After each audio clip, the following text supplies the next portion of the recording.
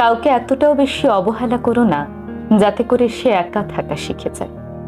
একা থাকতে পারাটা ভীষণ কঠিন, কিন্তু একবার যদি কেউ একা থাকা শিখে যায়, তাহলে তার জীবনে কে এলো কে গেল, কে দাম দিল কে দিল না, কে ভালোবাসলো কে বাসলো না, এতে তার কিচ্ছু যায় আসে না আর।